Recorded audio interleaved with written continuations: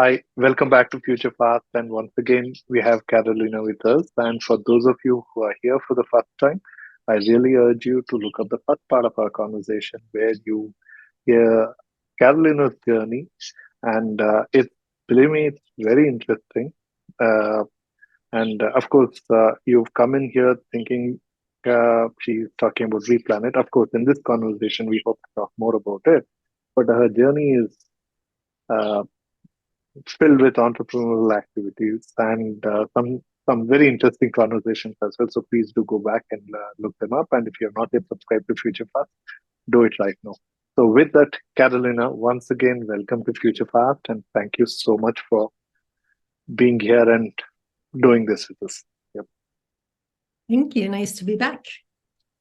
So, Carolina, what is Replanet? Well, Replanet is an alliance of national environmental organizations that are spanned around Europe, Africa, Ukraine, UK. We have new chapters coming in Asia, so it's really an international NGO that presents a clear and ambitious mission to address the pressing environmental and social challenges of our world. Yeah, we focus on environmental regeneration, like sustainable land use, clean energy, climate mitigation, global prosperity. So and biodiversity. And biodiversity, of course. Yeah, it's one of the really pressing. So you mentioned Asia. So where in Asia? I'm just curious. Where in Asia are you getting started? We are just about to launch Replanet Bangladesh. Oh, interesting. Okay. Not India yet. Not yet. But fingers crossed that I will announce that within a short time as well.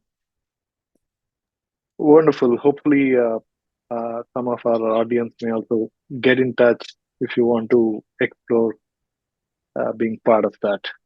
All right. Please. So yeah, you maybe towards the end of it, you could give a shout out to people who can be associated with you or collaborate with you in that effort. Yes.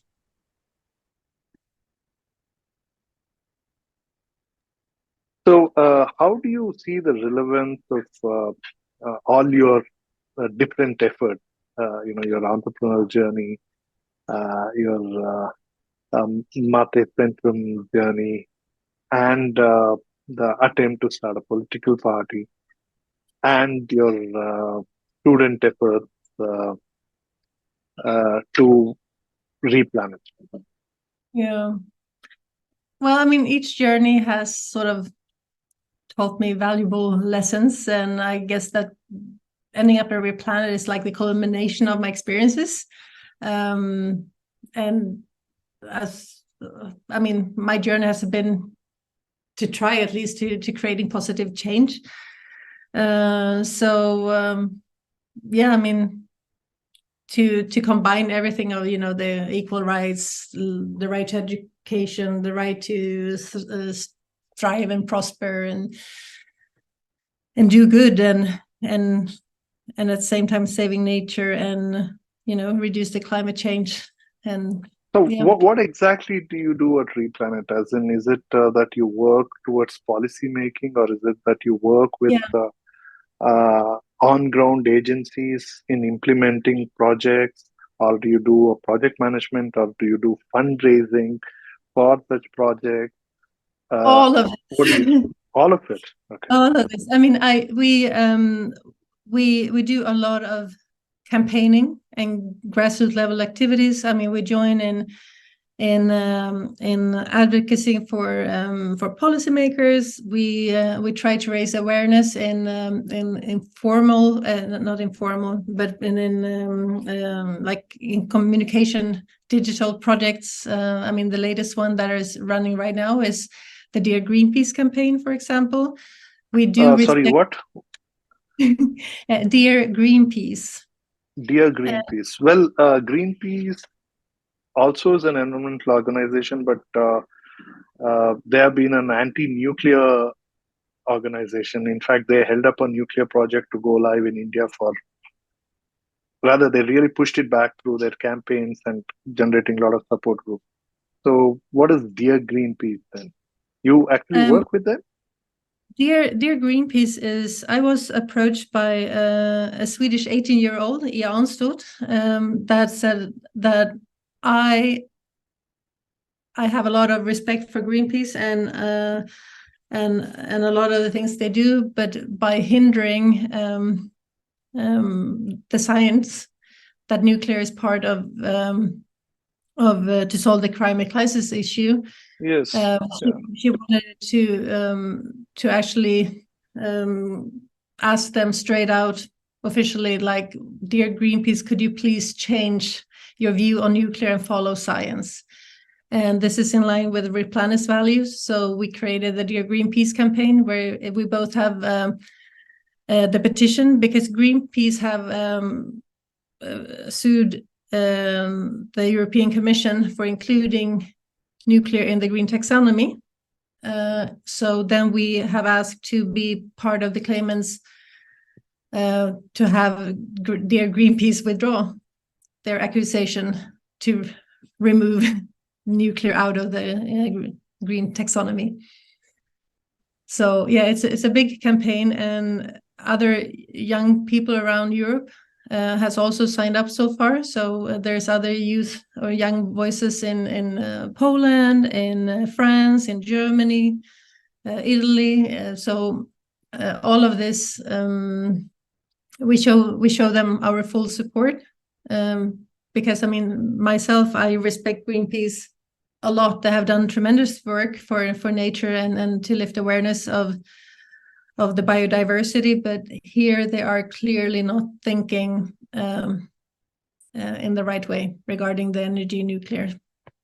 Oh yes, in fact, I used to be a Greenpeace supporter too, till they started protesting on nuclear, and I was quite a bit in a conflict. In fact, there were quite a few people whom I knew were continuing to support Greenpeace, but I didn't understand the logic of doing it. So that's where I was in a conflict. But later, I also came across a lot of things about Greenpeace. They were also a fairly violent organization in the way they went about.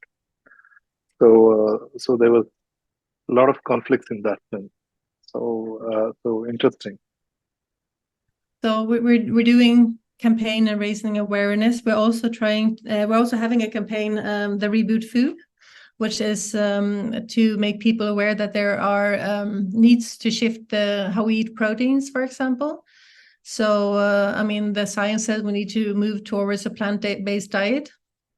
Also for the land sparing, to grow more efficient. We need to enhance our crops so that they become, drought resistance, or can cope with heavy, severe rainfall. So gene editing is something we support, because we need to feed the world. If everything is going to be just organically growth, then we're all going to starve. And that's another thing I think Greenpeace is against, right? GM is another thing they actually oppose. Yeah, but there's a lot of evidence and that support that shifting, towards the plant-based, and also with all the new technology for alternative proteins are really prospering. So we try to raise awareness of this, and of course, everybody doesn't have to reduce their protein consumption. But I mean, in Europe, where I'm living, I mean, we overconsume animal proteins, while in developing countries, people are not eating enough proteins. Of course, it's not like one rule for all. That's not how it works. But really to put all the science we have in terms of land use, in terms of how we can grow food for a growing population, is a campaign that is really dear at heart. So primarily advocacy, right? I mean, you essentially create a campaign to educate people around it. Yes, but you said you also do projects. How do you do? What kind of is it in association with government and government agencies? Well, I would say that the actual projects that are usually done, like there's some tree planting projects and some other initiatives to get energy to certain infrastructure, or bringing humanitarian aid to Ukraine, etc. Those are mostly handled out by our member organizations.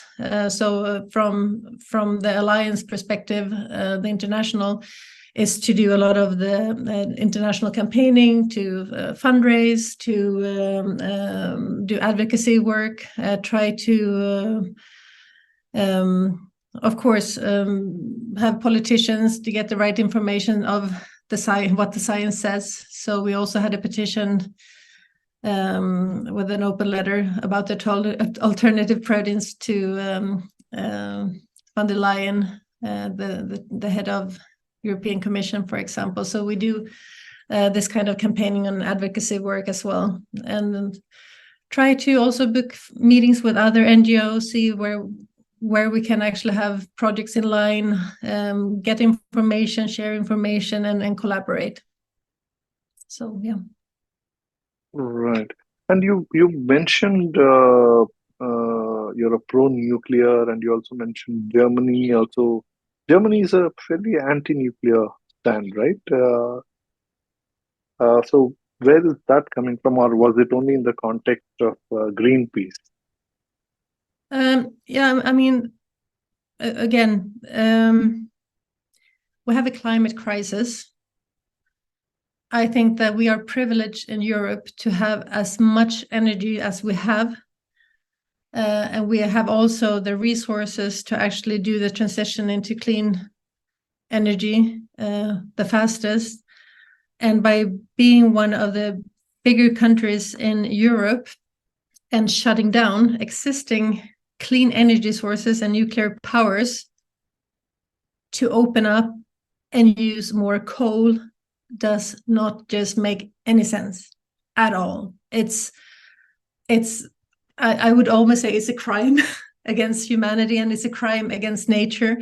And I think it's also really unjust, because in Europe we're trying to have the developing world to go to renewable. You have your organization work with German-based NGOs also, right? We do have organizations in Germany. So what is the conversation between you both in this context, and how is that? It's all about trying to give facts, researches, but I think that and I guess that all people can relate to that. If you grow up with a belief, regardless if it's a religion or a political belief or traditions from or cultural aspect that you have, and you believe that is the truth and this is the right thing to do, I think one have to remember that some of the green traditional movements are sprung after the nuclear disaster, and to be opposing nuclear.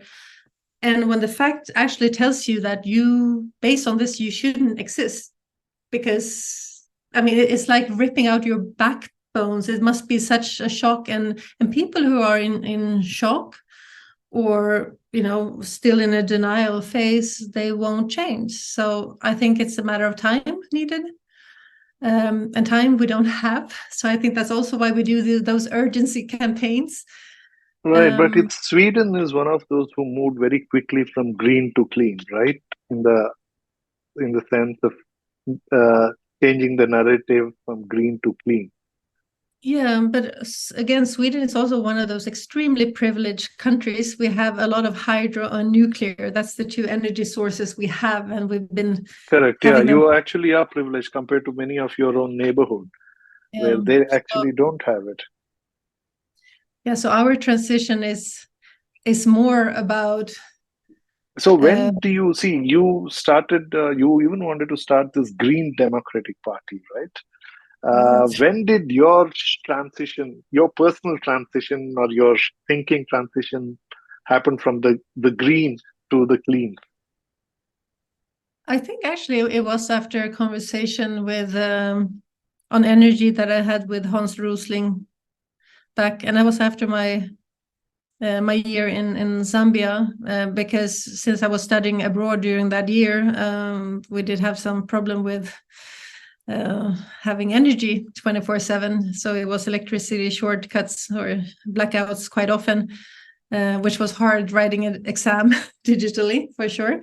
So I always had to come back for a few weeks and just write, 8 exams in a week because I didn't have access to energy while living in Zambia. So I think this is also when it became clear the need of energy to be able to change pretty much everything in the world, the climate change, but also the health aspects of people, the living standards of people, the possibility to learn, and for education is electrification and pollution. I mean, people speak about nuclear and are afraid about nuclear. And yes, you should always be respectful, and you should keep in mind that, accidents can happen. But by putting that in the aspect of shutting down clean energy, while between 7 and 9 million people die every year from coal and pollution, from lung diseases and really severe health problems. No, you don't start with shutting down the clean energy source. You start focusing about the coal and the oil and the gas. And then when everything is perfect and clean in this world, maybe then that's the next step. It's not, it's like the priority is not in order. For sure. Yeah. So somewhere when experiencing of not having energy when I needed it, being a white European privileged person in Zambia, that's when I started to care. Well, how do you handle decision making, and particularly, when you find yourself going wrong? That happens a lot. Well, I love that saying that, that failure is a teacher. Sometimes we win, sometimes we learn. So failure is not always bad. We learn, we grow, we improve. But I mean, failures and learnings. I have one. I mean, everything is about, well, not everything, but a lot of things about communication. Regardless, when any kind of mistakes or failure or emergency happen, communication is key. And this must be also maybe about 10 years ago, I came to realize that I hadn't been enough involved with people's background, regardless, of the cultural aspects or even religious aspects. And it was not actually until my aunt died, and I was taking the day off the next day because I was going to the funeral, and I got an email from one of my employers asking me, like, where and at what time do I need to be present tomorrow? And I was like, what is he talking about? And I said, what do you mean? He said, like, yeah, you haven't told me the address of the church and what time the funeral starts. And I was like, yeah, but you don't have to be there. It's my aunt that died. And it had never crossed my mind that where he comes from. It's custom that you follow your bosses. If something happened to your boss, you follow them to a funeral. It was his tradition. It was his belief and his experience from former employer from his country. So that was really an eye-opening for me. And I was like, oh, what else have I missed? Because you always try and you see yourself trying to be open and aware. And I was like, he worked with me for 4 years and I had no idea what else is going on. And then I figure out, because I actually booked in a conversation with him. I said, what else is happening? And he's like, well, for me, he said, I don't know if you noticed, but I I always try to be sure that I'm in the office before you arrive. That's why I always ask what time you're coming in. And I always stay until you have leave or left the office. And for me, I mean, I'm always, I have this rule that if my door is open, just come in. If it's closed, send me a message and I get back to you when I'm done, right? So I think for me, this is a personal failure in work, because I thought I was aware, but I was not. Yeah. And other failures, I guess this is probably more the personal note, but even if you ask my family, I work all the time, weekends, evenings, whenever. I think that I have improved a lot. I did have periods in my life where I really worked too much. I would put my alarm at 2:00 a.m. To go to bed, and I would put my alarm at 5 a.m., which is for me okay to wake up now, but when you go to bed at 2, it's not really enough sleep, I learned. And I learned that the hard way, because I started to get pain in my back, and I started to cut out all the things that is actually giving me energy back, like being in the forest, being outside, being ordered, keeping active, spending time with family. So it was just work, and then an alarm so I could sleep 3 hours per day. And not taking my back pain seriously, it turned out that I had 2 lumbagos, one in the neck and one in my lower back. So I get like partially paralyzed because I was prioritizing work more than my own health, and I will never do that again. And I have learned from that. So I have regular check-ins if I think that my colleagues' hours are, starting to notice that they work a little bit too late, they start a little bit too early, to stop that, because if people are working too much, it's not going to be productive for the organization at all. And then I sort of order time off. So yeah, that's some failures, I guess, and learnings. You place tech at the core of addressing all the sustainability associated problems, right? As in, technology is the primary driver to solve all the sustainability related problems. So how do you keep yourself updated about what's new, what's happening? Is that the report reading part, or do you have some department which keeps funneling you with this is what's happening? Because literally your organization works across everything, right? Energy to biodiversity to every aspect. And you're also an entrepreneur. Yeah, the strength of this network is that we have experts in several fields. So we have reports coming in all the time and updates, and the executive summary is like what you start your day with. Are they available in public domain for anybody to access? Mostly yes. In English as well? Yeah, I would say that most of the working language we have is English. Okay. So we could probably even be better to promote recent articles that we think are good, but we share them quite heavily if we find a good article that is out or published in Nature or some other. Just so do you also do any life cycle analysis, study, or test initiated by your organization itself, or is it that you just tap into other research reports? Well, we do reports, but we use data usually from other reports or straight from other analysis by other bigger organizations that are. But you also initiate those kind of studies?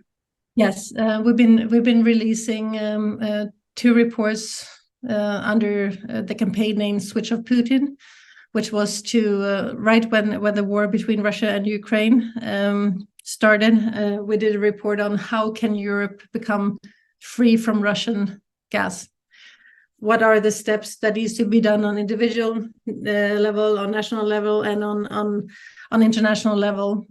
So we're hopefully going to do a report on what has happened since this report, because it's again, that would be interesting. Yeah, because again, we try to have other countries outside Europe to turn to sustainable energy sources, but that Russian gas is still coming into Europe, even though we took the decisions and everybody agreed, stop, and we just didn't. We also did a report on the... It comes through Norway, right? Or does it also come through Sweden? I think that it comes into several countries. There's been, if you Google it, you will see that there are some tanks coming in over the Baltic Sea to Sweden. I think that Rotterdam is also receiving a lot of ships coming in.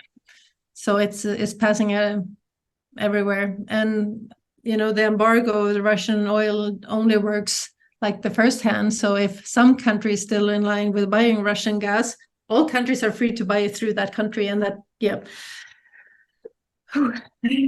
that's why it needs a lot of advocacy to work to change policies and see how to. Anyway, incidentally, it also comes from Indian companies. Indian companies are involved in the trading part. So in fact, many European companies buy through Indian companies. Yeah. But that is business. That's not really a transition issue, right? Yeah.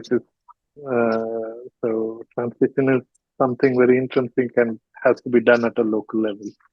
So given these things, how do you place? One is that sustainability demands human-centric approach and demands technical and technological effort, and driven by scientific thinking, right? And at the same time, how do you associate the politics of all this? So how do you address that part?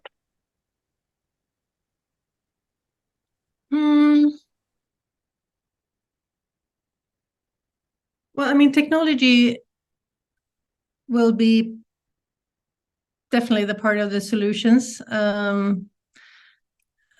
Everything from AI and blockchain is just here to support our transition. I think that, connected to the governments and everything, I think we sometimes get, technology works faster than policies. Let us agree on that. that always, yeah. And I think that one of the challenges that, since policy takes a lot of time, and it's not always the right politicians with the right knowledge in the right position. So that's also building up sort of the time span for change. And I think also you get, it's super important with everything of the transparency and the democracy of the AI and training and everything. Of course, that you should be aware of this as well. But at the same time, sometimes I feel like politicians are a little bit scared of change, of technology. Yeah, but from your effort, you actually focus on educating people and driving informing them scientifically what is right. So that's from the aspect of making decisions.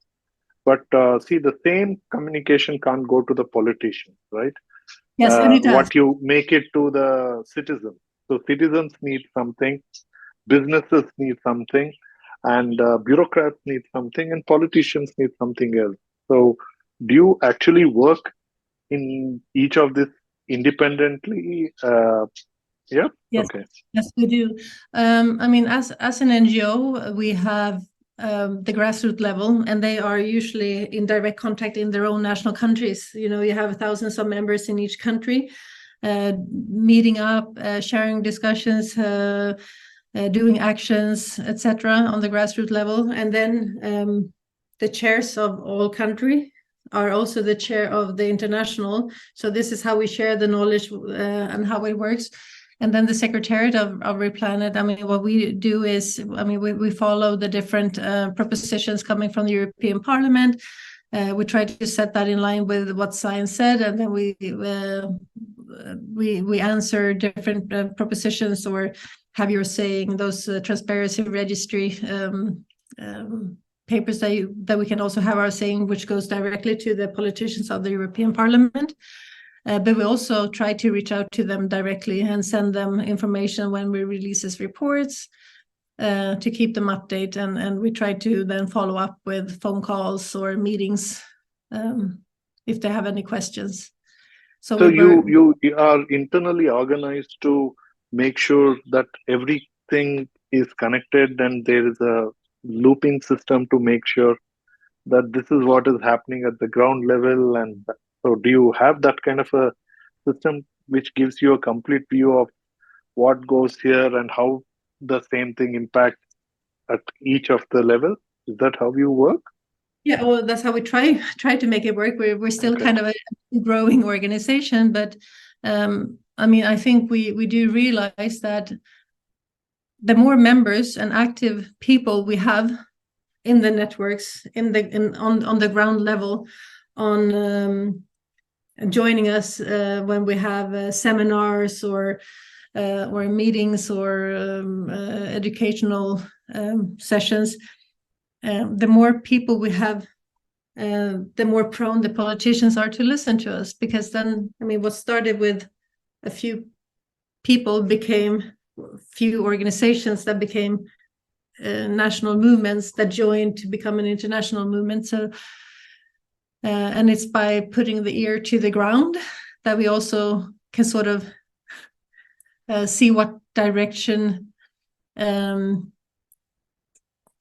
people goes. And I think that's also the challenge for a lot of politicians, because many politicians seems to take the decision based on popularity. Oh, most people want this, then we're going to go there. So I think the biggest challenge for politicians is to take the right decision.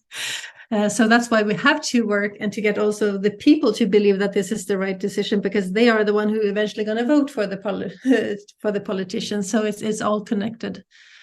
And I think so, also by doing this advocacy effort, somewhere you also end up aligning to some political agendas also, right? Well, I mean, all NGOs have a political agenda, but we As don't. in, not just having a political agenda, which is sometimes necessary, but also aligning to the agendas of political parties.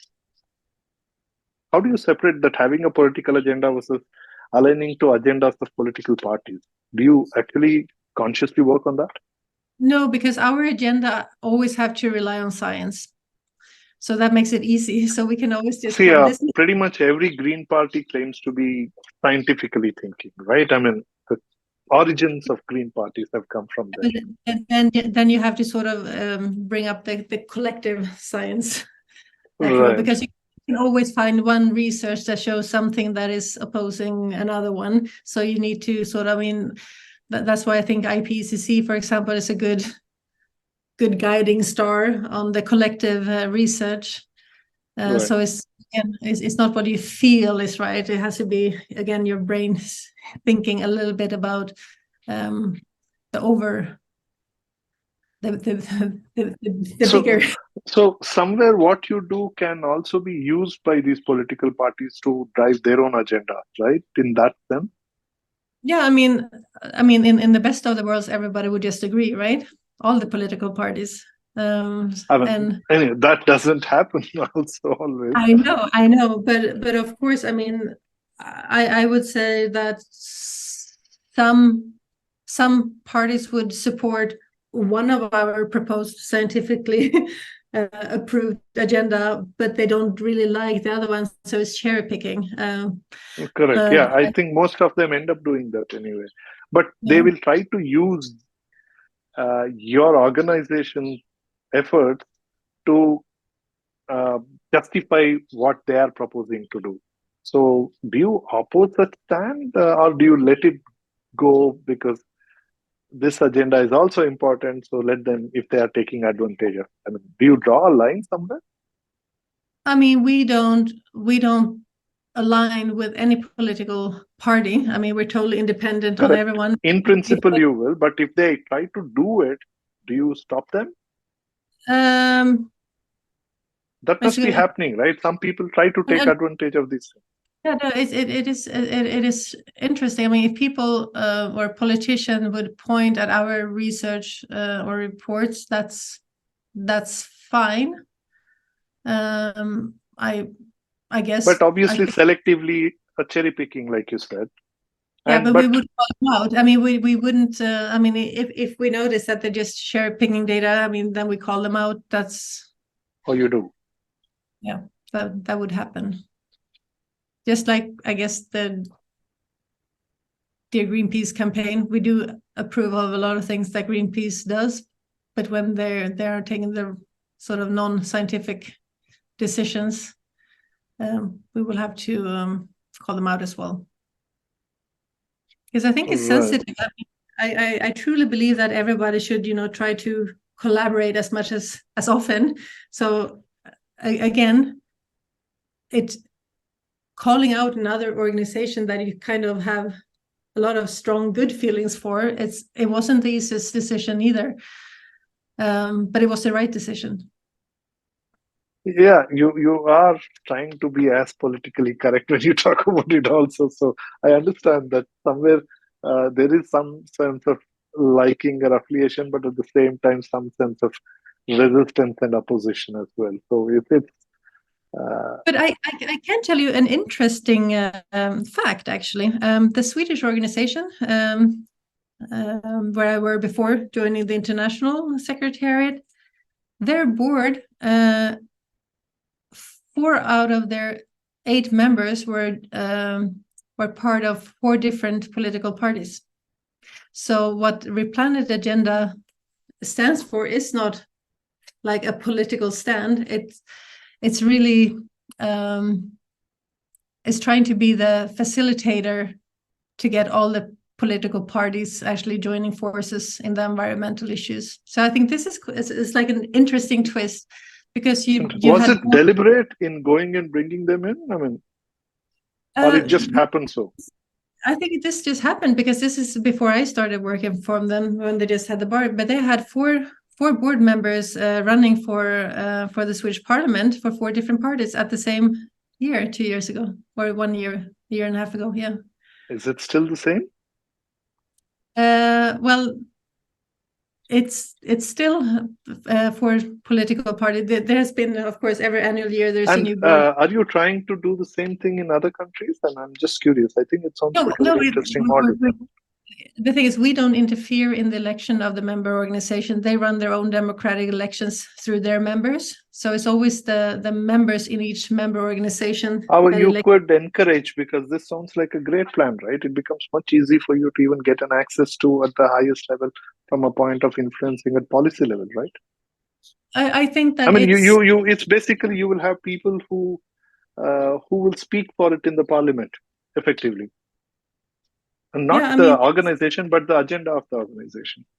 Yeah, actually, now I will actually set out and ask the other organizations how the background of the board members. Yeah, it didn't occur to me, but it's. I just remember that I thought that was amazing to have that political width within a board collaborating for the environment. Yeah, Karolina, we just talked about how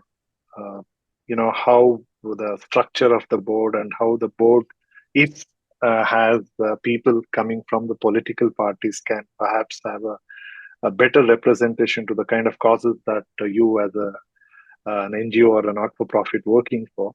But at the same time, you are supported by CSR funds. Right, and by design, CSR funds typically come from industries, right? At least in India, there is a policy where if a company is either publicly listed or otherwise, but has more than 500 crores in Indian rupees as a revenue, they are expected to spend a percentage of their earnings towards the CSR effort. So essentially, what happens is that all the NGOs and not-for-profits working for such causes such as yours. I mean, of course, Replanet has such a wide bandwidth. In fact, most times we find in India, uh, organizations working on rather one of the streams. I mean, there are few who work a little wider, but yeah, majority are working in one, and pretty much almost all of them are dependent on this CSR fund. So how do you address this? I mean, there must be people who are saying that when you are fighting for a cause and you are also seeking funding from CSR, and industry tends to support the cause, but they may also be viewed as a beneficiary, uh, and trying to influence you to uh, cover them. So how do you address that conflict of interest coming from CSR? While it is also, at least in Indian context, it is also mandated that government advises that companies should not be using CSR fund even for marketing purpose, and it's only right, right? They should not be using it for marketing. But at the same time, how do you address this aspect of you becoming a lobby front for these organizations because you take CSR funds from them? Yeah, I mean, it's I like that, getting accused of being a lobbyist quite often, and people assume that we take money from industry, like the nuclear industry or the GMO industry, and we're not. Replanet does not take industry money to that sense. But when you start talking about corporate and social responsibility, which we yet haven't actually any fundings from CSR as well. But if you turn a little bit more philosophical about it, even foundations, that many or almost all NGOs apply for money from different foundations. Those also sprung usually from corporate money or from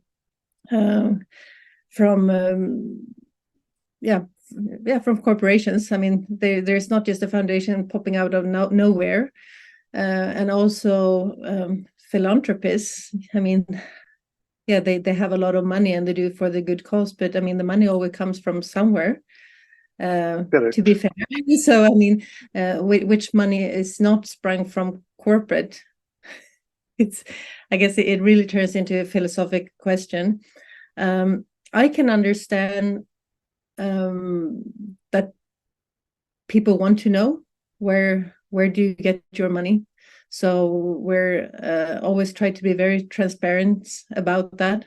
Who gives us money? We do have the funding policy to share if we get donations more than 10,000 euros. You know, we put that on the website, etc. And so far we're so young. So I mean, I've been writing applications. You know, I could almost say my fingers are bleeding. But again, you don't get all the applications or the projects funded, of course. But what we do in our due diligence also is to see if this is this foundation in line with our values, what we stand for according to our statute, and we always try to check who else have received money from these organizations. So one of the bigger fundings we got so far, people been sort of scream like, oh yes, but this is a foundation, there's corporate money in the background, and we're like, yeah, but WWF have been receiving money from them for several years, and we claim that WWF is a trustworthy foundation, so if they would accept money, then we could do it as well.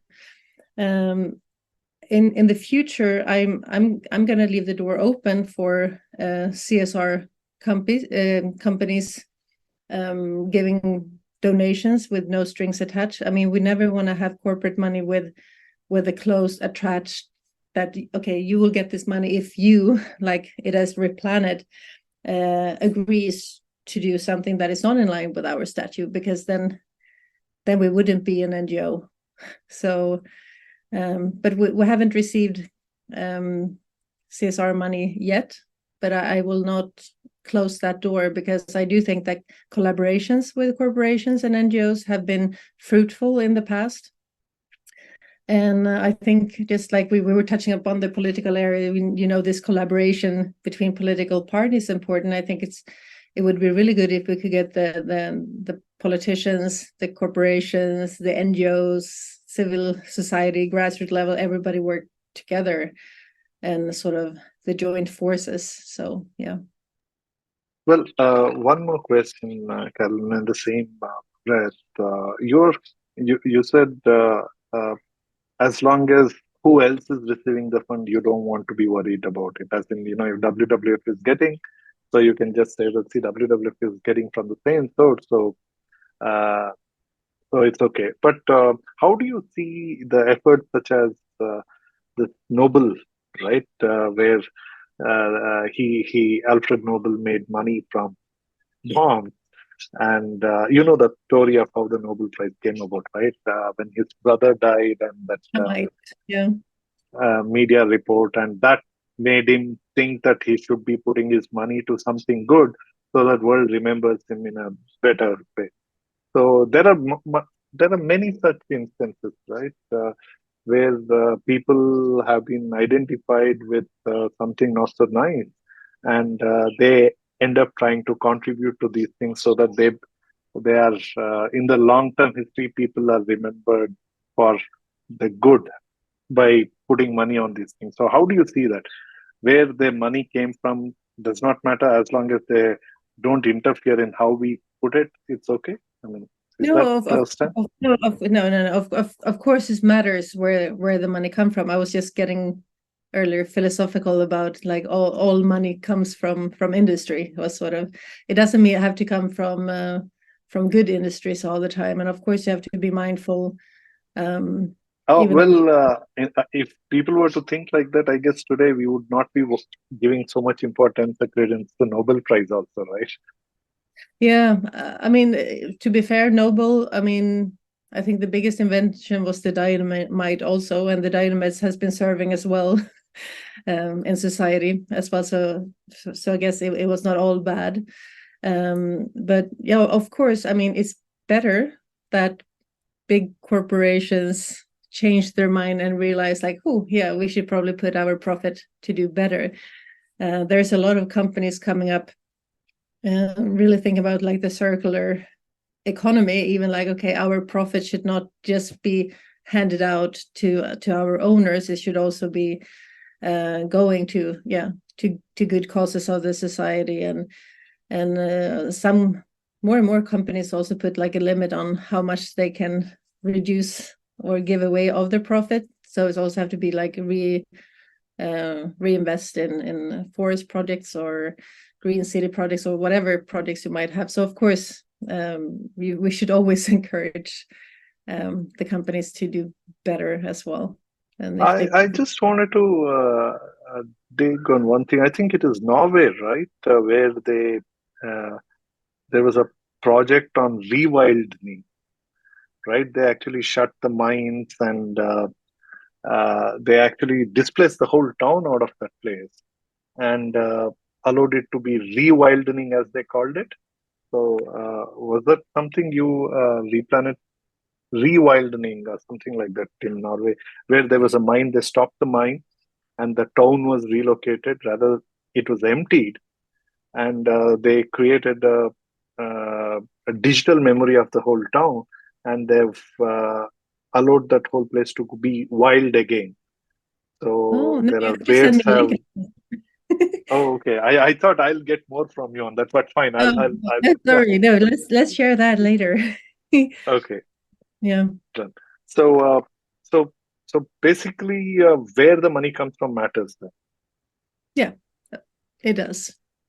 It does. Yeah, it's a delicate balanced walk, right? I mean, because sometimes we also have to be open to it that yes, people perhaps made money in that fashion, but today they are bothered as they're getting older that they want to be remembered for good, so they want to support good causes.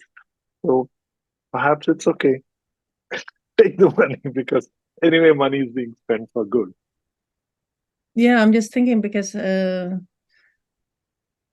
Nobelis is a good example. I mean, they do a lot of research and science projects now, and yeah, there's a foundation on supporting education and stuff. So I guess that's good. I'm just thinking because I've been in the environment, in the NGO business even before Replanet, and for also in the educational side. We were talking about Math Planet before, and of course, Math Planet would have been up for grants for the Nobel Foundation, for example, if that would have happened. So yeah. Yeah. But I think actually this is an interesting conversation, because if that's a difference I have noticed if I work on the NGO side, and I talk about free tutoring in math or programming and the educational aspect of it, no one ever questions everything. And now when I'm in the environmental business again, and it feels like people are questioning everything. But when I was working with the bees, who's also then biodiversity and environment, I guess that was still kind of, harmful, because we're talking about more flowers and, keeping the animals and driving the campaign that you don't have to be, afraid of the small honeybees because they look like tiny small bears, kind of. I'm super allergic to bees, by the way, and I still love them. But people didn't question that in the same way. And I think that's probably, I mean, if we wouldn't support nuclear and only be pro renewables, I don't think people would, accuse us of thing. And that's because it's so much feelings attached and fears and old beliefs and yeah, I think it's actually the topic that makes people like, oh, that's weird.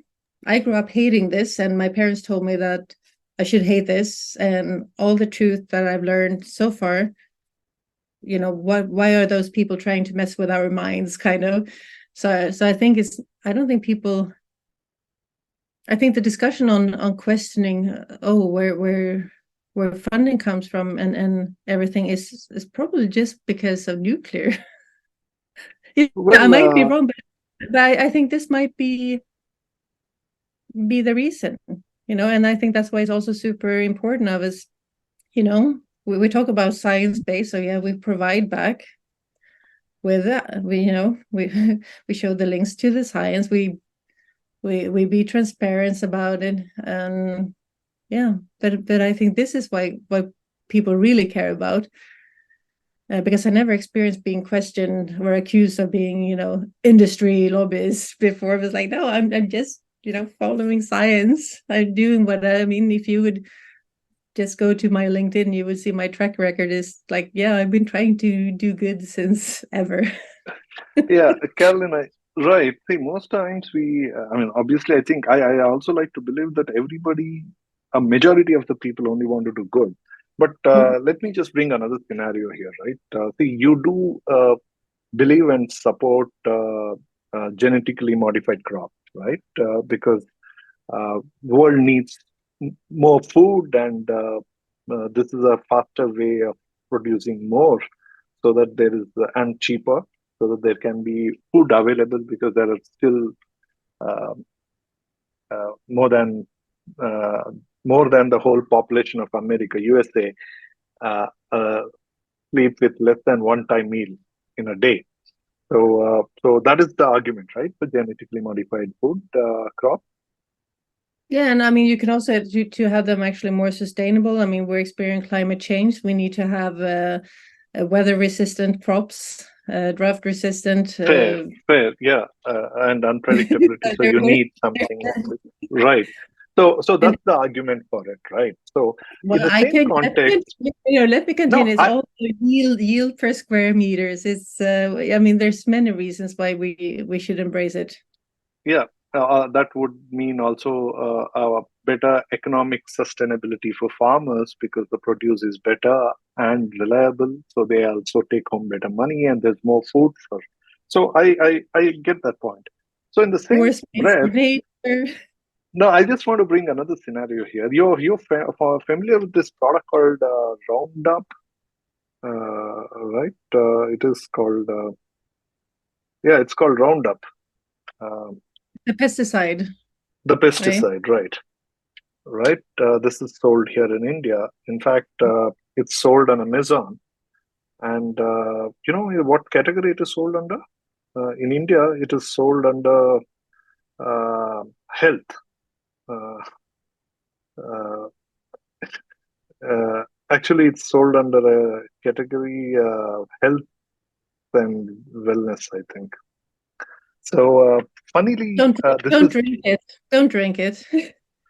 well, yeah. Obviously, this is a pesticide. It's banned in United States. I think it went up to over $10 billion in claims, and it's banned across 31 countries. And this was a product of an American company. I'm forgetting it. What was it called? It got bought over by this German company, and they're one of the world's biggest companies in genetically modified crops as well, seeds as well. So it's a seed company, Monsanto, right? So it's a Mm. product of Monsanto. So now, at one end, you say no to this, right? Roundup. Yeah, I Is mean, it banned in Sweden as well? I'm not sure. Is that uh, banned? I, I About am 30 not. odd countries I it's am not banned. sure. But I mean, what Replanet is about. I mean, first of all, it's never, because I mean, nothing is the same and constant in the world. All countries have their own needs for sure. But we advocacy for the best use practice. So I mean, you should not overuse pesticides. You should not overuse fertilizers.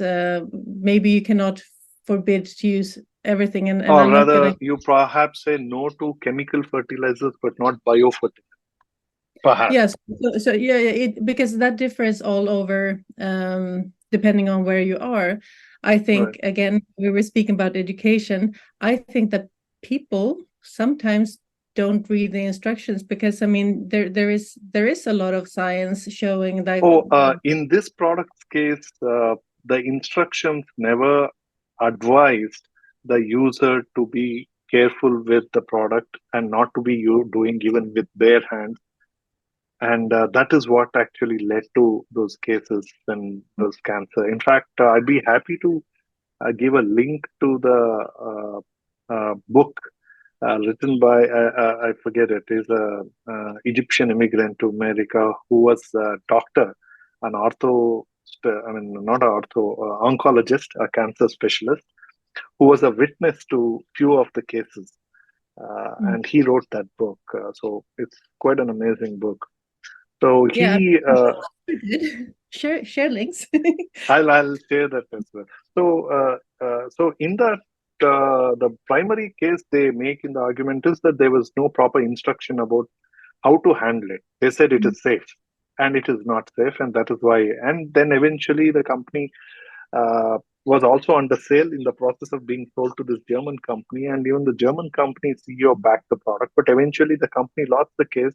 They withdrew the whole product from US, but they continue to sell it rest of the world, and it is sold even in India. And even now, if you look at the product in India, what is sold, the instructions are not there about how to handle it, as in to be wearing a gloves, not to touch it to the bare skin, and if it does, wash it quickly and wear the mask. Anything, any of those traditional instructions of how to handle were not given back in US. It's Yeah. still not given here when it is not banned here yet, while it is banned in US and banned in 30 other countries. So my question coming back is, so when you support something like say GM, what we talked about, and you have a good case to support it, but it is coming from a same company which makes this kind of product. So how do you handle? Because it probably becomes easy for somebody to point finger at you to say that so you're supporting this company who's selling GM, and you're supporting this company who's selling this kind of product which are already banned in some country, Mm. and they still don't take those lessons and they're still playing with other people's lives. How do We, you yeah. handle that?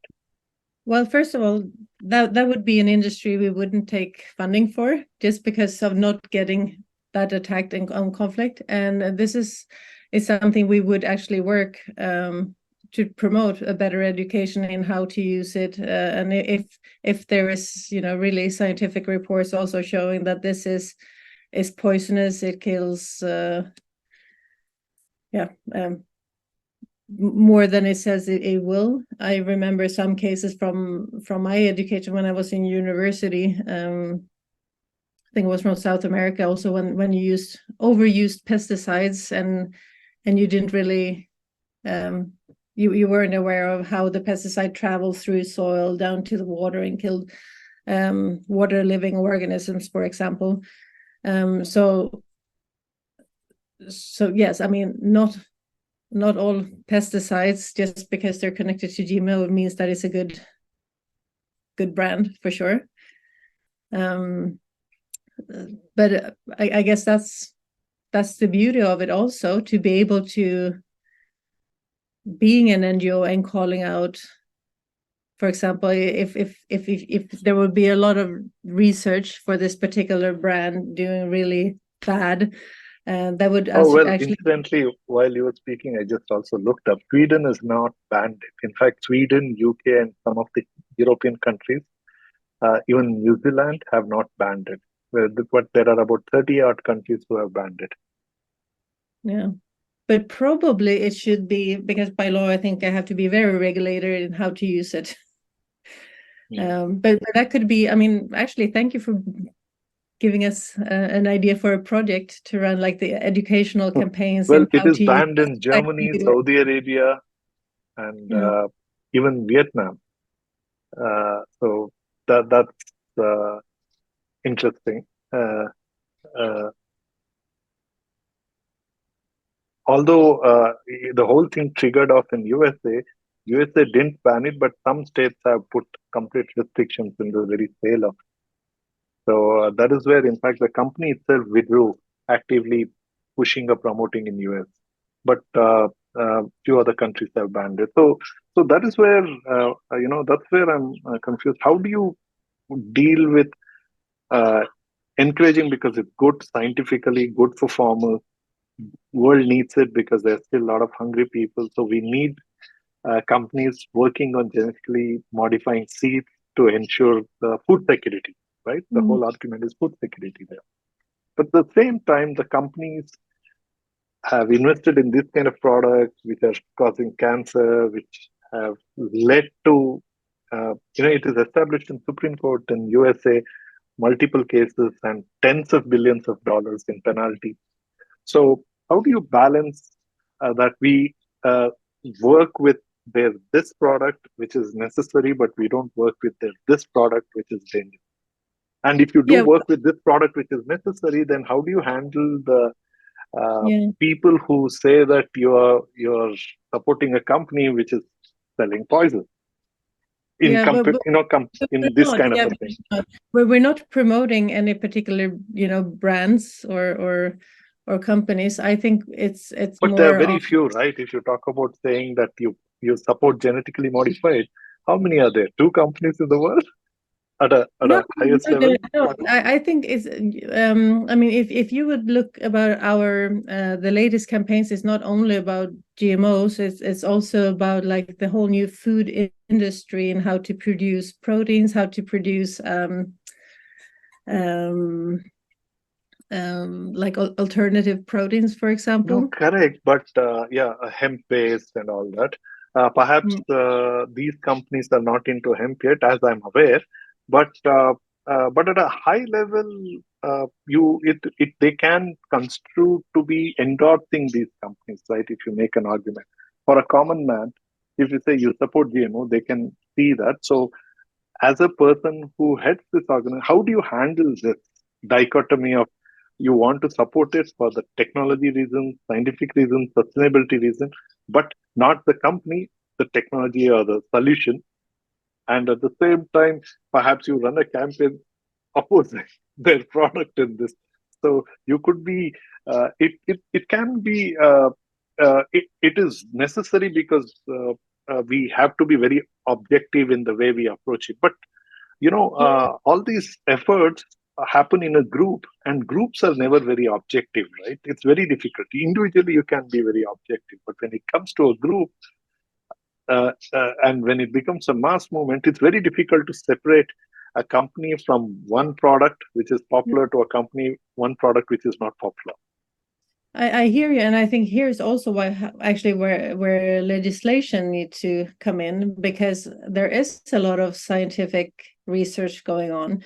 There is a lot of But people like you have to influence those legislations also, right? I mean, through the organizations such as yours. yeah. So I think by changing legislation, it would not just be as you put it, a few corporations. I think that the benefits of humanity still profits from it. And the more we can also make, actually, I think we need to be more transparent about talking about also the benefits of GMO in terms of land sparing, in terms of more yields, feeding the world, and of course, I don't think that everybody should be able to just modify their crops and seed. I mean, to some extent, you need to have a bit of control of that as well. But I think that, when people hear But GMO, how do you ensure that the human greed does not take over, where the company does not want to take over everything, that have a control over everything that is grown? I mean, it's very difficult, right? To say that while we need it, but not everything. How do you ensure? You are not inside the organization. So how do you ensure that?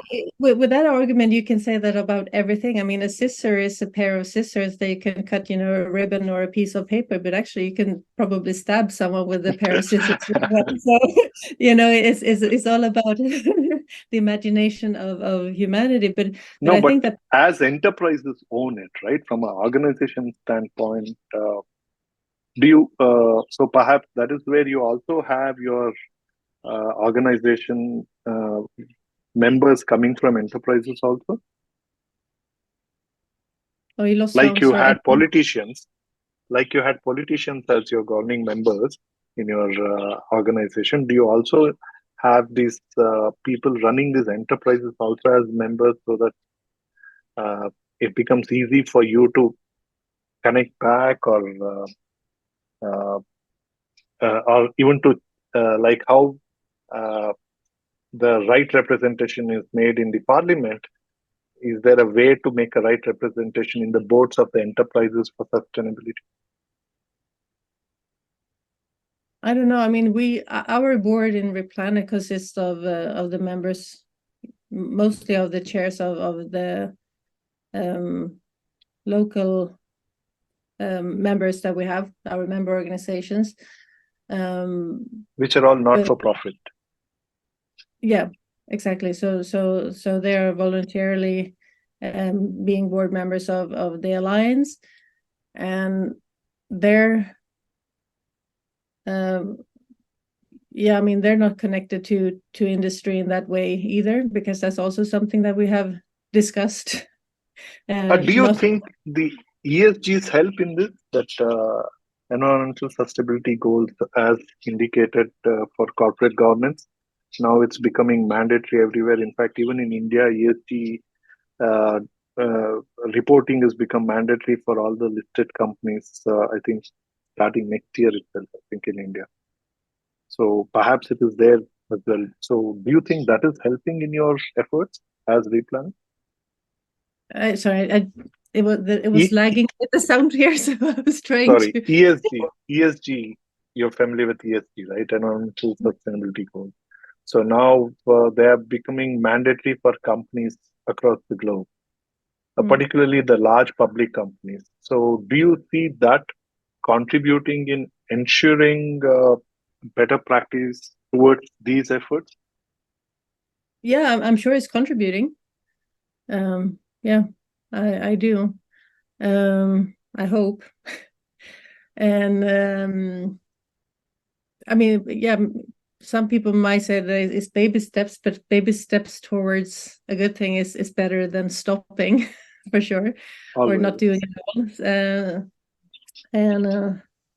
Yeah, but I just need to talk a little bit about, I think, public opinion on GMO in the sense is that it's like they've been watching the movie The Hulk, or read, the magazine The Hulk, he gets something, he gets the genetic and becomes a monster. I think this is the vision people have of GMO, but they're not really thinking that, breeding animals or even house plants, when you go to a store to bring or to buy a plant, those are also genetically modified, but it's been doing like one generation at a time, and so it has like the normal breeding span in terms of time, while GMO sort of enhance that.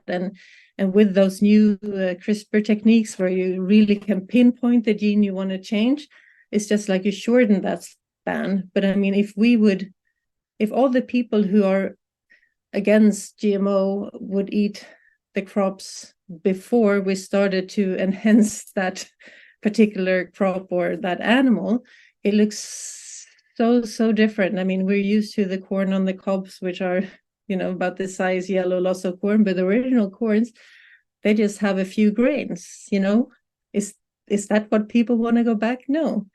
You've been sort of taking out the best genes of the crops you have, and you save that, and you dry those corn seeds and you plant it for next year. So GMO is not really anything else but doing that, but you just speed up the process. So I think it has also a little bit more bad reputation that it should, because everything that we eat or plant ourselves, even if we have a garden on our own, some of those seeds that we stick in the ground are pretty much been breeded to give the most yield, regardless if that's tomatoes or salad or No, that's a very fair argument, but I think the other side of the argument for opposing it comes from the farming community, where they are made to depend on the GMO companies for the seeds, right? Because these seeds, they are required to buy it in regular frequency. Unlike, in traditional farming, you would actually keep some seed so that you harvest, you go for seeding next time. What you harvest itself, you would keep some seed to seed. yes. Whereas with the GMOs, they make it, I think it is a popular case, right? They actually uh, make it infertile after some time, so that the farmer is compelled to go back to GMO and buy the seeds. I think that was the primary trigger for the whole opposition of GMO.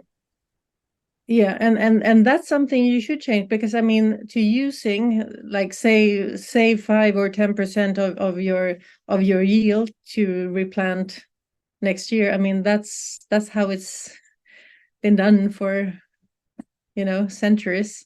So yeah, so that's not actually the GMO itself, it's the practice on how to use it. And so I agree, that would be the best, that you could continue your traditions of. Correct. But that is where the challenge happened, because GMOs brought in that kill. I think there was also a scientific argument from their end, which was to say that they had to keep modifying it because there are new threats to the plant, there are new infections coming.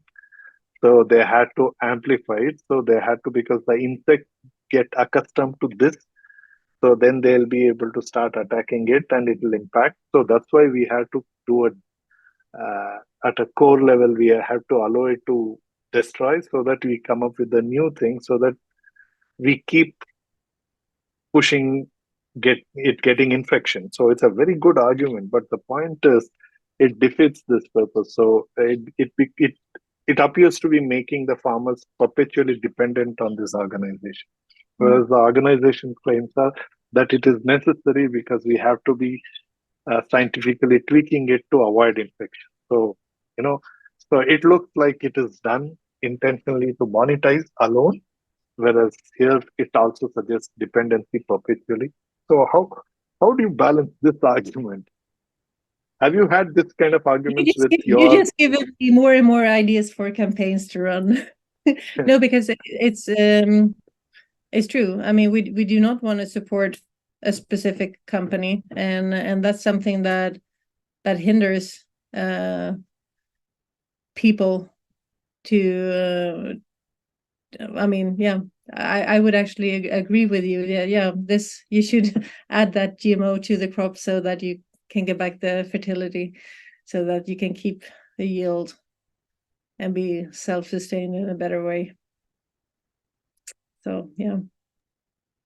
And how do you identify some of your campaigns effort you're going in? If you are countered by some of these industries or some scientific institutions saying that no, you've been wrong in this. This was the case earlier, but you've been wrong. If you're pushed back, how do you respond to these kind of things when you roll out a campaign? Because I think, uh, uh, uh, like what we just spoke, right? Even the campaigns on the for and against nuclear, campaigns for and against GMO.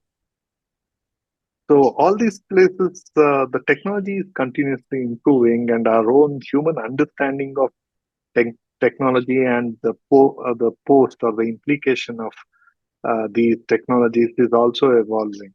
So in that case, sometimes we have to step back. Sometimes we have to change the direction. So how do you handle it as a person heading this organization and supposed to be giving direction? And then sometimes you're countered with this. Have you had such an instance in your journey so far? Yeah, I mean, oh yeah, there's a lot of conflicts going on, and again, I guess I'm blessed with if science change with change, and by having that sort of trying to be backed by science all the time, it gives you the strength, and but we have that quite often, so it is important to follow like the general No, science but rule. end of the day, it's people, right? Someone like even Einstein, who came up with uh,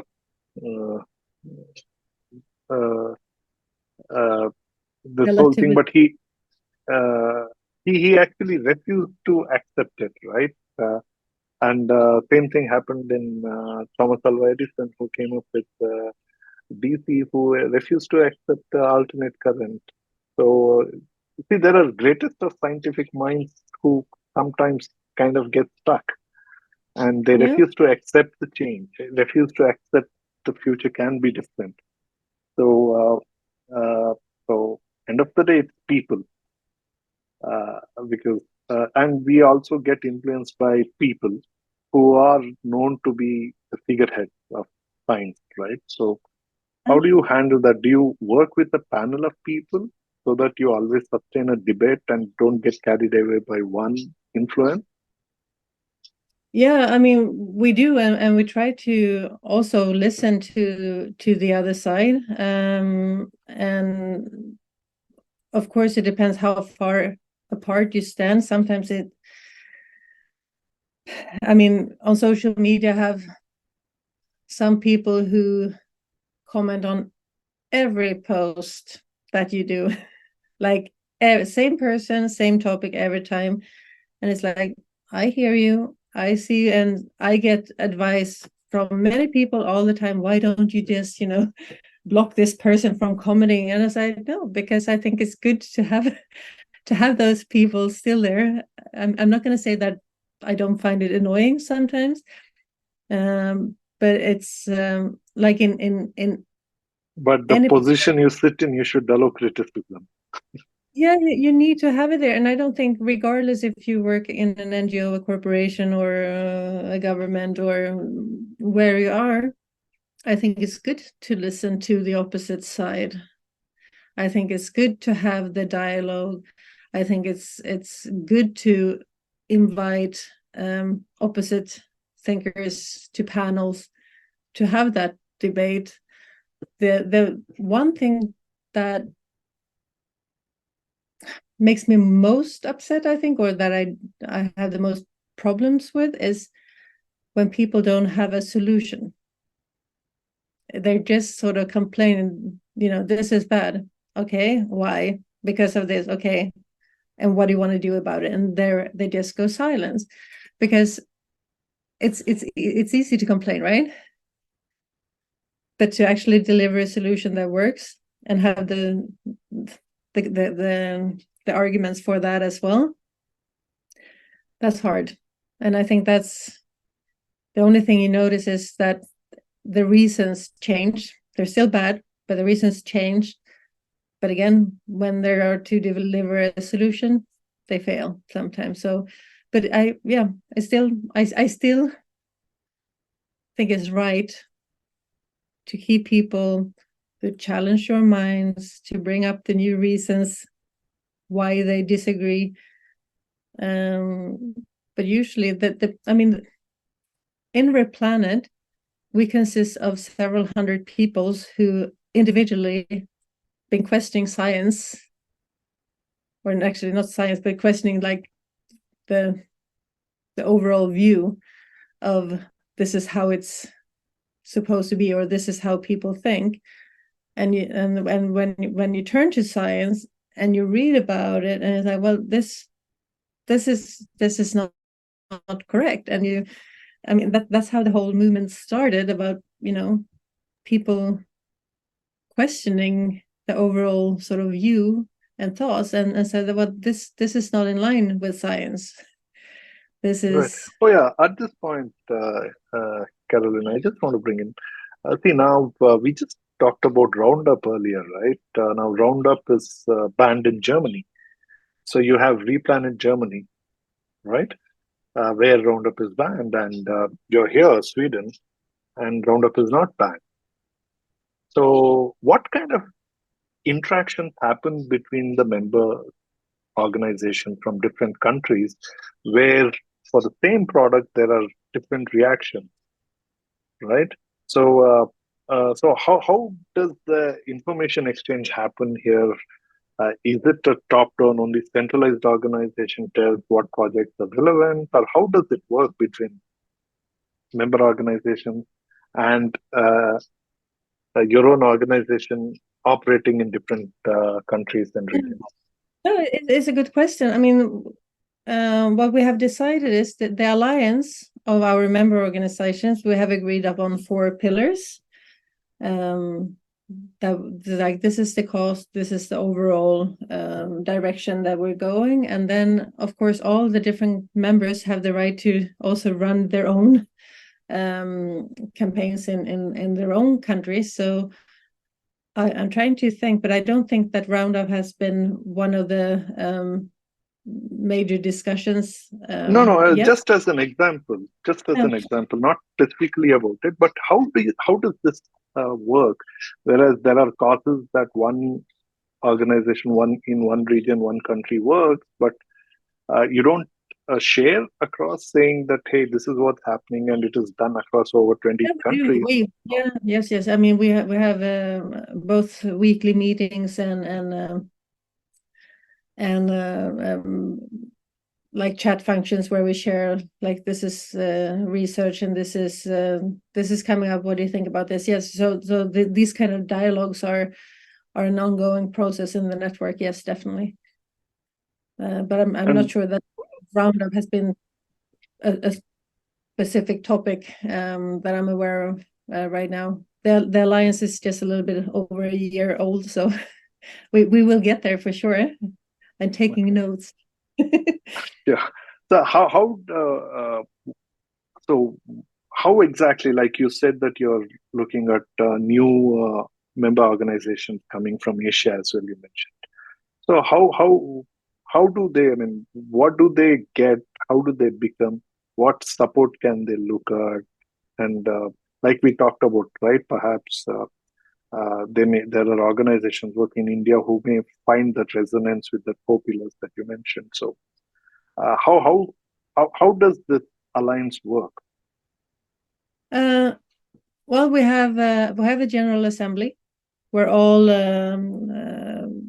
organization meets for the annual year to like the annual year, the meeting where we meet, and that's also where the board is elected by its member organization, and it's also the place where new members are uptaked into the organization, like officially becoming a member.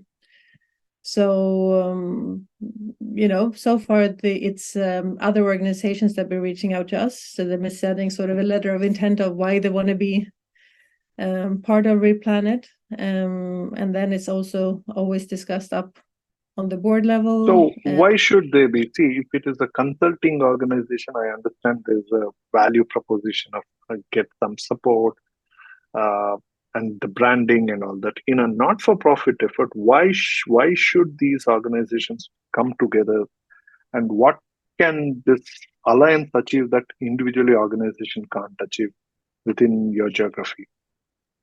Well, I mean, of course, you get the network and the sharing of information.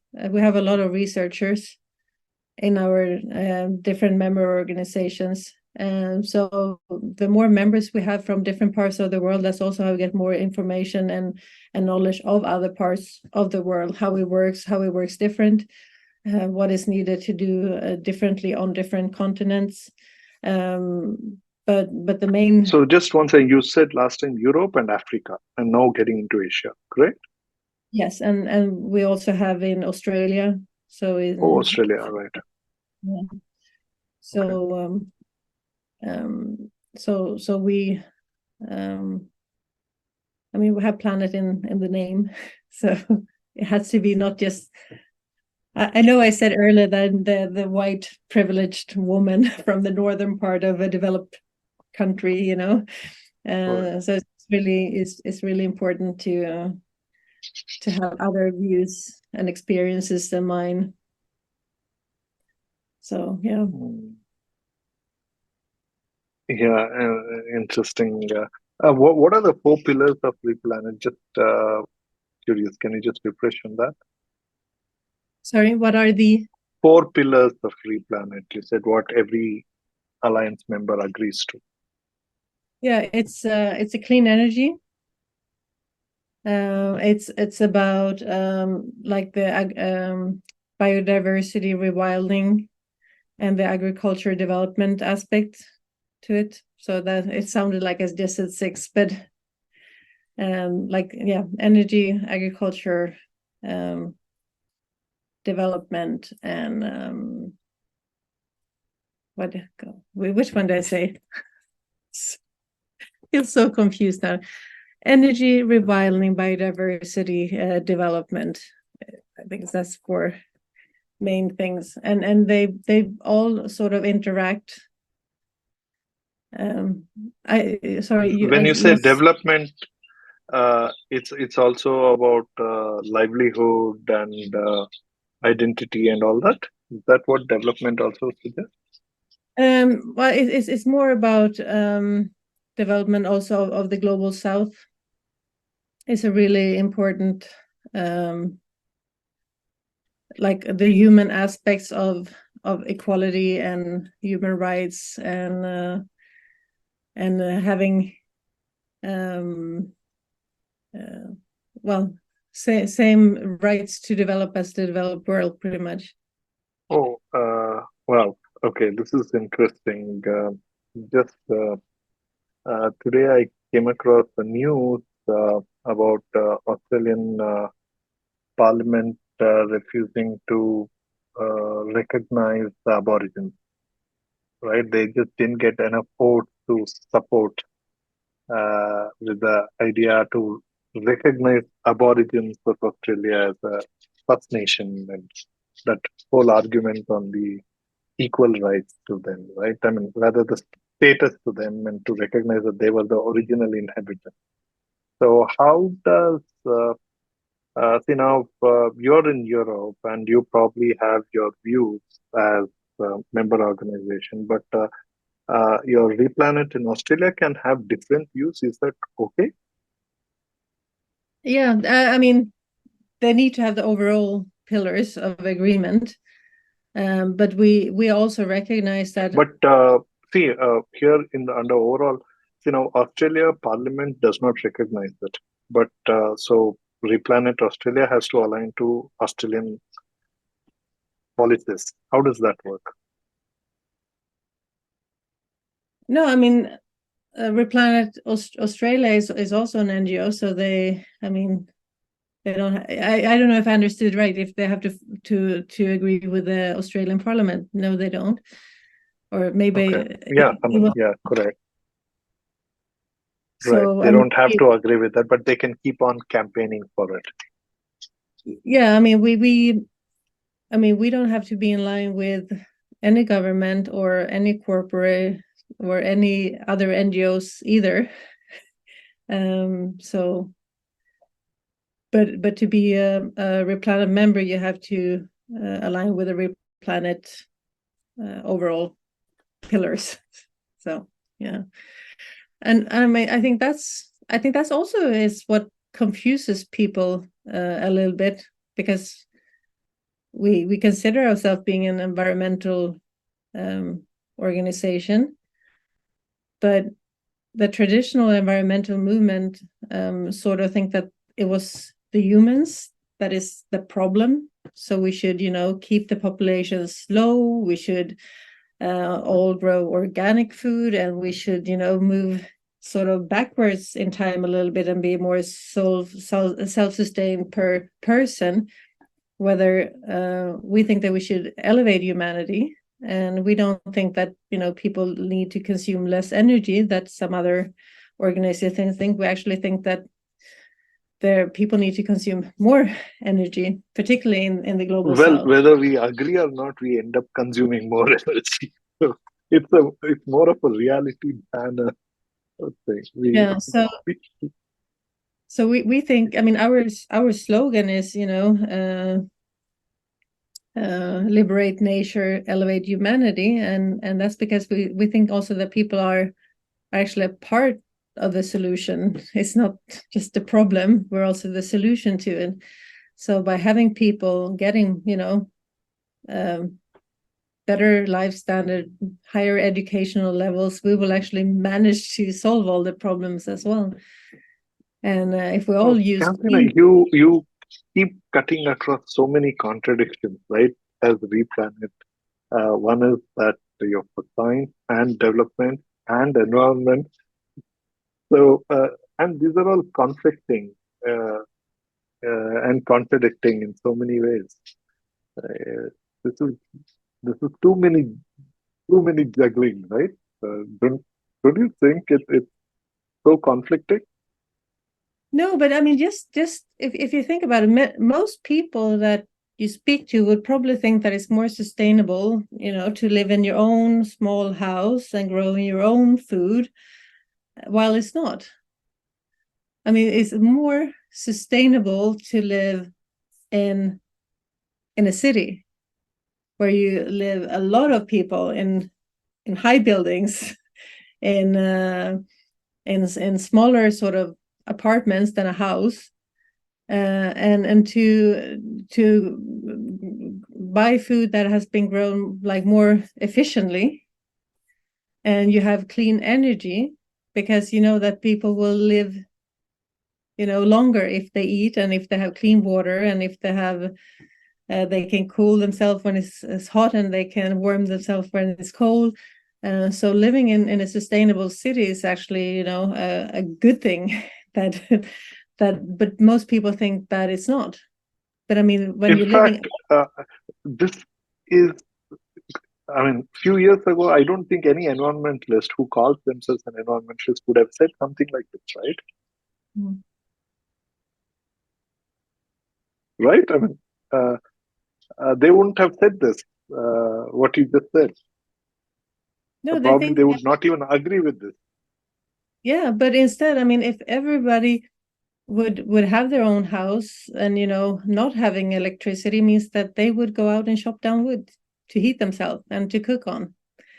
And that's what we want the people not to do. We want people to cook on clean electricity. We want the cars to run on clean electricity. And if you live in a city, you don't even need a car for transportation, because then you would have public transportations within the city that would take you there. And yeah, or bicycles or walks. I mean, at least that's something that starts to grow even more in the European cities as well, like car-free cities. So it's a lot of health benefits. And yeah.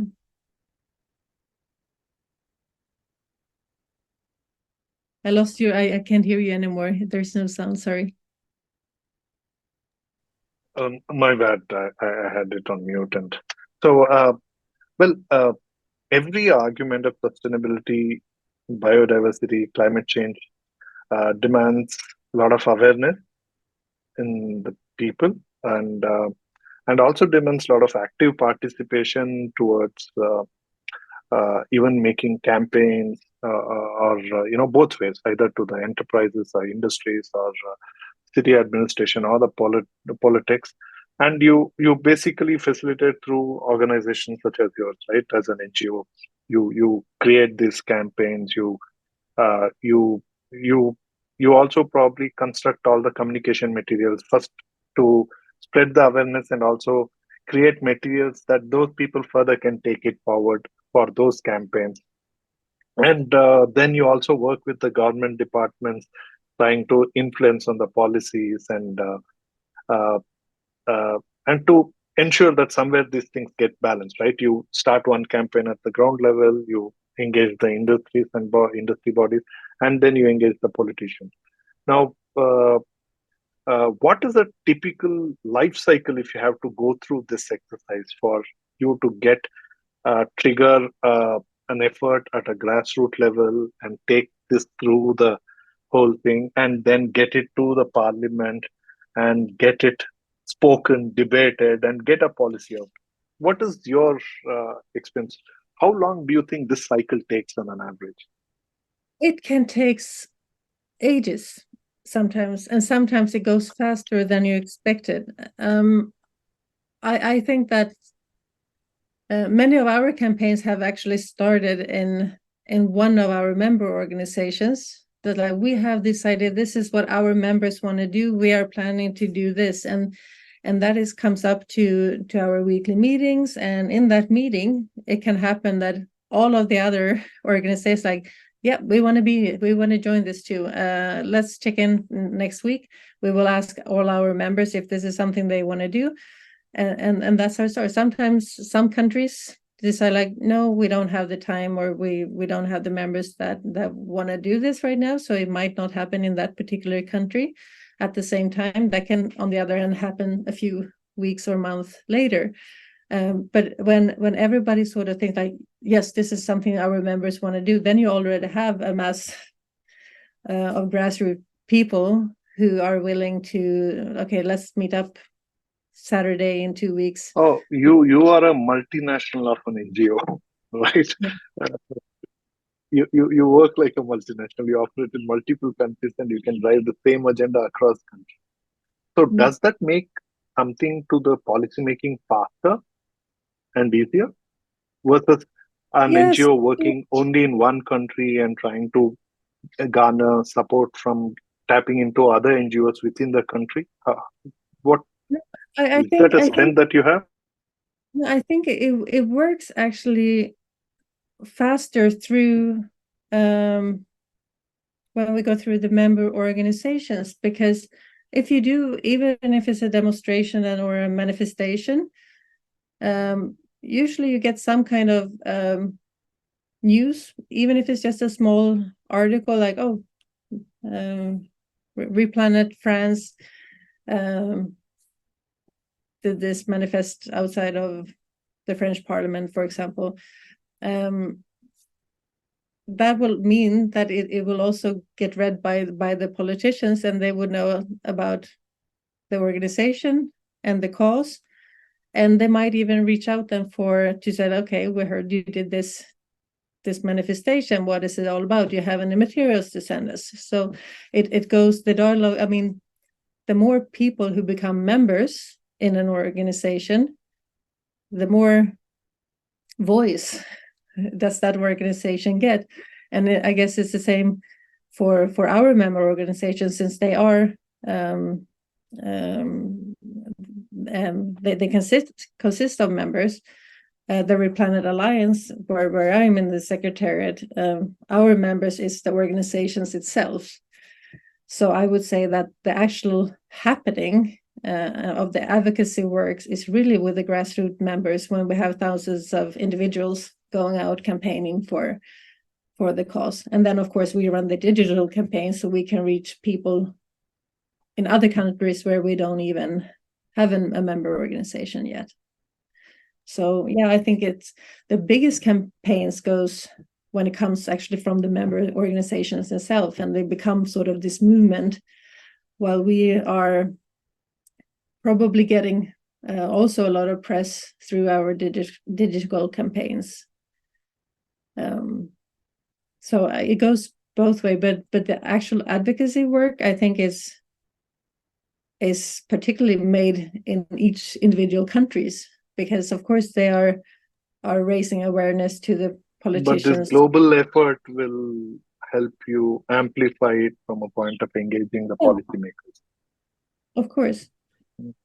And I mean, is there any case, what is the shortest period from kickoff to actually getting it through? Is there anything you can mention?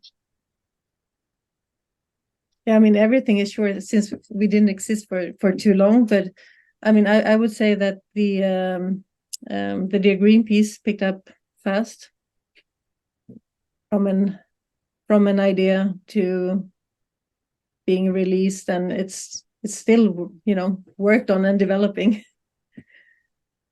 So governments have, policymakers have a better ear to your proposition than Greenpeace on nuclear?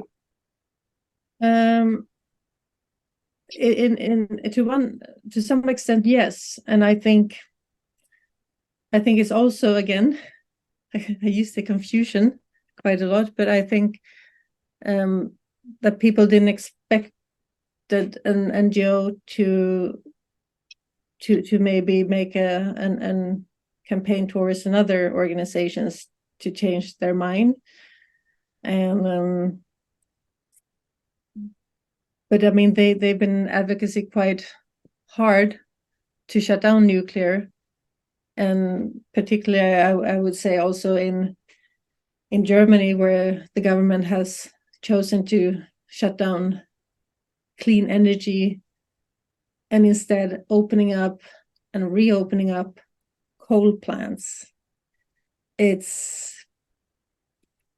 You cannot say that you are fighting. Probably Greenpeace opposes the opening of coal plants there also, right? While they support shutting down of nuclear, they probably oppose the coal plant also. So, and your campaign to Greenpeace is to say stop pushing for shutting down of nuclear. So, how does your effort happen in Germany, where Greenpeace is saying no to nuclear, and you're saying Greenpeace stop saying no to nuclear, and then Greenpeace is also saying no to coal, which you also want to say no to coal. So, do you also collaborate with that? No, not at this point. But I think that's a lesson that many people have to start to consider before campaigning against nuclear. Start campaigning against coal. Start campaigning against oil. Start campaigning about gas. And then when all of those three really bad fuels are gone, you know, then we can have the conversation. But don't shut down clean energy sources and just try that the world will be able to rely on only renewables in that time being. Maybe in the future that's all we need and can live on. Great. But until we have that, yeah, it's like pick the right fights. You know. Karolina, this is just curious. How did this Dear Greenpeace campaign come about? It was a Swedish girl, Ia, that just sort of also, she's been engaged with the Swedish organization, and she just had this sort of idea and thought this is what should be done. And we heard this campaign, and we agreed that yes, we would support this idea. So we did, and well, then she was. I think that's interesting. Very, very. I think it's perhaps it's also like taking on Goliath, right? Because Greenpeace is really huge, and and it's one of the oldest environmental activism organization, a group. Sometimes even compared to near terror approach of theirs. they've been doing a lot of good. So I mean, even though I think they're wrong in this thing, I also have to say that Greenpeace has been doing a lot of good things. But I think we spoke about that earlier, right? When you sprung Really. out from that resistance of nuclear in the beginning, Right. then it's hard to admit that you're wrong, because that would mean that, oh, everything that founded this was based or founded on the wrong ground. So I think maybe that's the hardest part. Some people have problems to admit that I was wrong. But I think there is a lot of things that they could gain to maybe rethink nuclear. So how do you see? I think Sweden is already changing in that sense, right? From thinking green to thinking clean. Like, uh, how do you see the Europe going in that direction? One is clear and obvious: Germany is not going in that direction, but rest of the Europe. I think that we see some positive steps towards clean energy.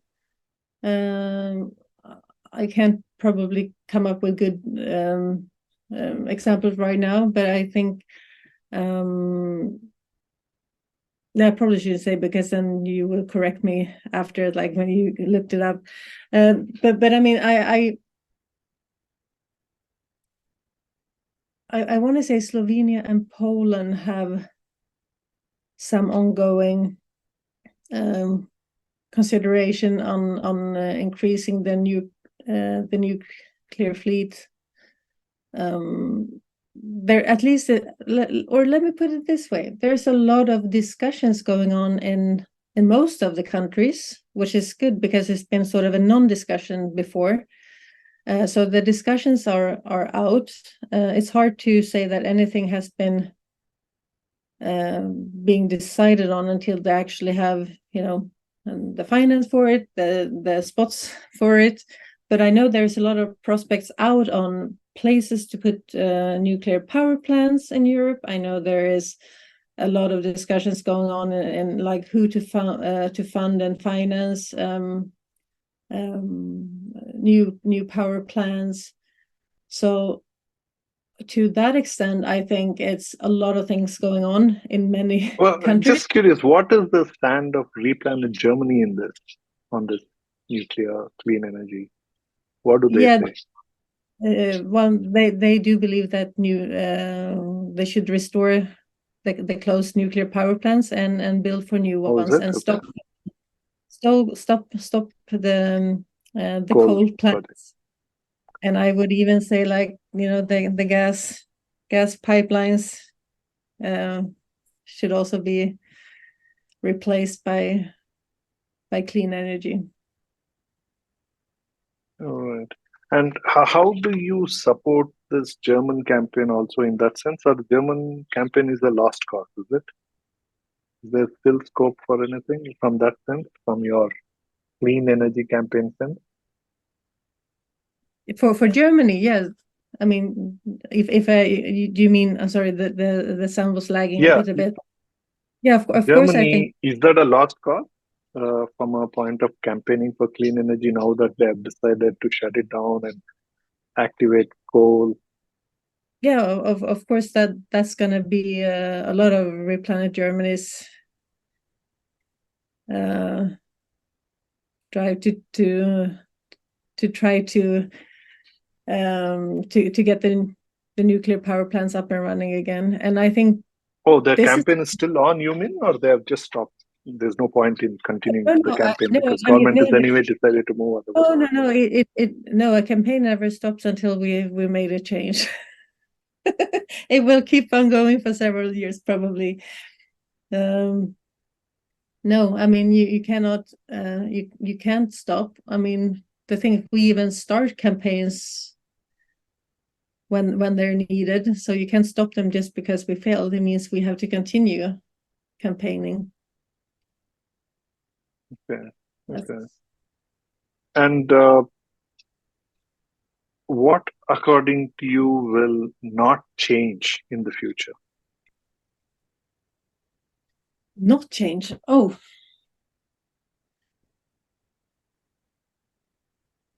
I still think that, as we agreed on earlier, that we believe that most people want to do good. So yeah, I think people will continue to try to find solutions. I think that people want to actually see some development. Hope will still remain. I think hope, yes, have to. I know that we know that climate won't remain the same. It will change, and I think that that's something we will have to realize and be aware of, and we can't stop that. Even if we would stop all the fossil fuel use today, it still wouldn't stop the change. But that doesn't mean that we give up today, right? That just means that we continue to find a solution, and we try to make the best effort to find the best practices as fast as possible. And it is my belief that we actually know what we should do in so many different areas, everything from the choice of what car we drive, or to change to a plant-based diet. I mean, that it's not difficult changes. There is, I mean, yeah. So there's a lot of things that we know that could contribute, and you see that change. I mean, in Sweden, for example, many schools have meat-free Mondays, and I think that there's even more and more schools going all plant-based, and there is a lot of small steps that you can you can change. You can change for the change on individual levels, as what you eat, how you go to work, how you I mean, like daily choices, and on regional levels, politicians can really make easy decisions to make it easier and cheaper to go by public transportations instead of pushing people to continue to go in fossil fuel powered cars. And on governmental level, subsidies, put them towards clean energy, allow people to thrive while you're setting up really good spaces for environment to remain environment and protected. And it sounds so easy when I think, and I know it's hard, but I do believe that we will continue that will remain. We will continue the fight towards a sustainable future. Future fast, right? Sure. Well, wonderful, Karolina. This was a long conversation on various things, and thank you. Actually, not uh, offering to pass, but you actually responded to each of it and answered each of that. And also, interesting. I think we probably need more such organizations. So, to the audience and listeners, please see the link below this podcast.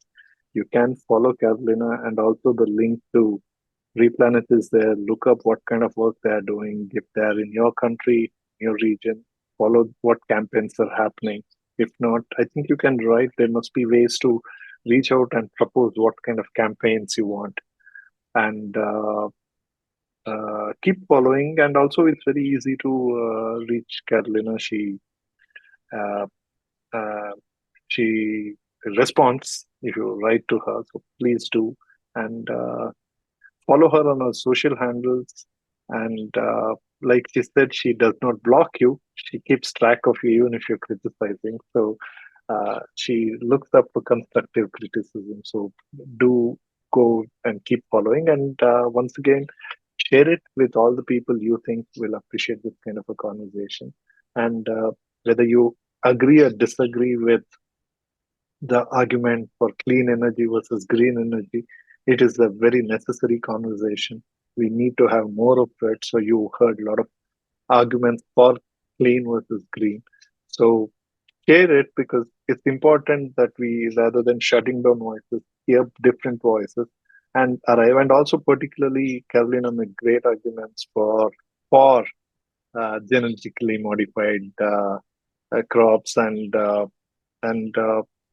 debate it, listen to the argument, just don't shut it down. Listen to the conversation and share it with people. And I encourage you also to have more conversations around this, because we just can't say my way or highway, right? It's the open world, and we need to have more conversations, and also evaluate it to the science argument that she was making about it.